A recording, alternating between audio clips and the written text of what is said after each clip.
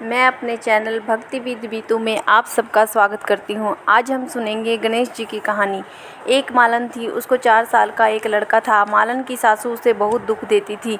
एक दिन सासू ने दोनों को घर से बाहर निकाल दिया। दोनों जने चलते चलते घने जंगल में एक पेड़ के नीचे बैठ गए।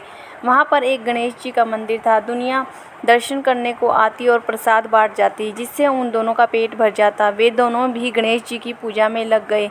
एक दिन मालन सोचने लगे कि हम भी जंगल से फूल लाकर पूजा की सामग्री और प्रसाद बेचेंगे तो हम भी पैसे वाले हो जाएंगे। उन दोनों ने वैसा ही किया। थोड़े दिनों में दुकान खोल ली और गणेश जी की खूब पूजा पाठ करने लगे। धीरे धीरे उनको बहुत कमाई होने लगी। अब उन्होंने मकान बना लिया और बड़ी दुकान खोल ली। वहाँ से राजा की लड़की रोज आती थी।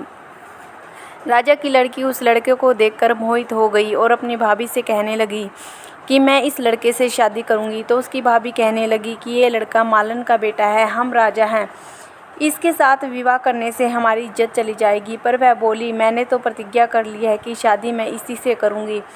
भाभी ने घर जाकर सारी बातें अपने सास ससुर को बताई तो राजा बोला, ठीक है, खूब धूमधाम से लड़की के विवाह की तैयारी करो। राजा की लड़की को खूब दान दहेज दिया।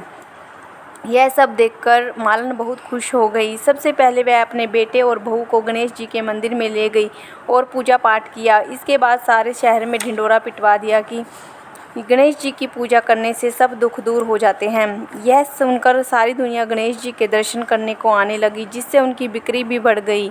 बेटे ने काम संभाल लिया। उसकी सासू के बुरे दिन आ गए। उसके अन्नदाता उनसे रूठ गए।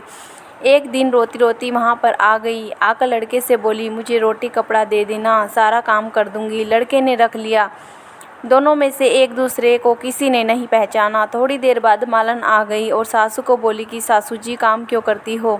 सासू बोली कि मेरी सेठ के यहाँ नौकरी लग गई है। तो बहू बोली कि ये थारा ही पोता है, थारी ही बहू है, अपना ही मकान है। जब आपने हमें घर से निकाल दिया था तो गणेश जी महाराज ने हमारी लाज रख ली थी। वह बोली, मेरी करनी मैंने भोग ली। बहू बोली, सासू जी अब आप यहाँ पर रहो और अपने पोते का सुख देखो। हे गणेश जी महाराज, जैसा सुख उनको दिया वैसा सब किसी को दें। बोलो गणेश जी महाराज की जय। धन्यवाद।